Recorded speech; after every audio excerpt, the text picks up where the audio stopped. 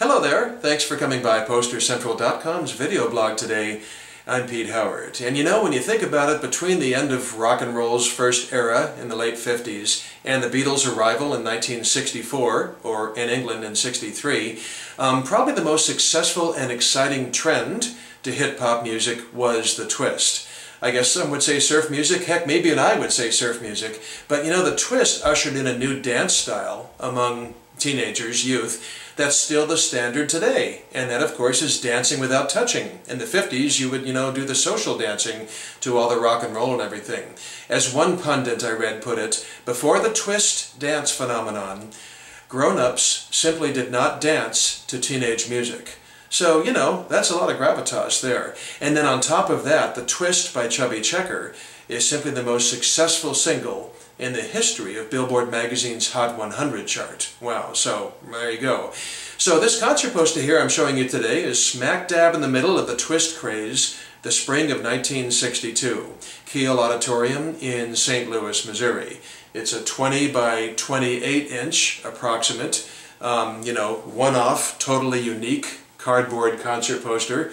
Not too easy on the eyes, but I guess red is the most attention-grabbing color, so they did what they had to do, Move in a little bit for you. You can see the typical promoter at the top and in person and all that. And then it does say Chubby Checkers and Joey D's Twist Party, not just Chubby Checkers. And Joey was given co-top billing because Joey D and the Starlighters' Peppermint Twist had been #1 for 3 weeks just a couple of months ago, so he was pretty much practically as big as Chubby. Chubby was just the originator. And basically the Twist was all over the charts, period. There are several tracks in the Hot 100 this time because the Twist was the big craze. For example, Chubby Checkers' Slow Twistin' was in the national top 5, a huge hit. He did that with Dee Dee Sharp, and yep, she's on the poster. I'm telling you, this is a twister all the way. Okay, so I'll come in a little bit closer there above Chubby's name. As you can see, it gives him nice billing that says, starring the high priest of the Twist, Chubby Checker. Now remember, that record, The Twist, was not only #1 in 1960, it returned, #1 again in January for a couple of weeks. The only record in the history of Billboard to be #1 on 2 entirely separate occasions. Then below that, as you can see, it says, from New York's Peppermint Lounge, Joey D and the Starlighters. And I already mentioned how big their Peppermint Twist was. If that weren't enough, their second biggest hit, Shout, was currently in the national top 10. And then without any fanfare or setup, you've got Gary U.S. Bonds there. His Dear Lady Twist had been in the top 10 a couple of months ago, and his new single, Twist Twist Senora, was heading into the top 10. And below Gary, you've got plus the mashed potato time girl, Dee Dee Sharp. Now, as I mentioned, she was currently sitting in the top 5 with Chubby on Slow Twistin'. Well, she's got another chair in the top 5 at the very moment of this poster, because at #3 in the country at this moment was her mashed potato time, just like the little headline says. Then you get to the underbilled people, which always gets my fascination. You got the Dovells there.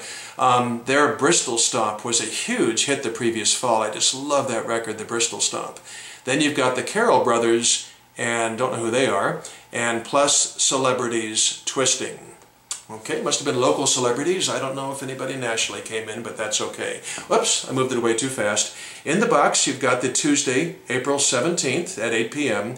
And interestingly, no ticket prices or information whatsoever, but there's the Kiel Auditorium, which again, a very famous venue in St. Louis, Missouri. So now this poster and my blog gets as weird and as left field as you can imagine, as you'll ever certainly see one of my blogs. How about this segue? You ever heard of Bob Dylan's Like a Rolling Stone? Of course you have. Classic 60s single, it's one of everybody's favorite songs from the 60s. Remember how it starts? The big drum shot? Bum, bum, bum, and the song kicks in. Well, the person who performed that drum shot and drummed on the whole song is named by name on this poster. You scratching your head yet? Well, take a look at this. This is so crazy. Down below Kiel, see there it says extra. Yeah, Bobby Gregg. Look at that. Bobby Gregg. Wow. He was a Columbia session drummer, and it says the Jam Part 1 on here. See that? And yes, it was in the top 30 at the time of the show, a song called The Jam. It was his only hit. And he either became or already was a session drummer, as I said, in Columbia Records, and Tom Wilson, Dylan's producer, liked him and everything. And all he did was drum on the electric songs on Dylan's Bringing It All Back Home. He drummed on almost all of Highway 61 Revisited, including Like a Rolling Stone, and also on the single Positively 4th Street, and he even drummed on a song or two from Blonde on Blonde. Isn't that crazy? And here he is on a, he's a bottom build. I mean, he's in the margin. I mean, the printer credit wouldn't be much smaller than that. And on a Twist poster, here you've got a Dylan, you gotta call him a legendary session guy if he did Like a Rolling Stone, right? Oh my gosh, that is just so weird.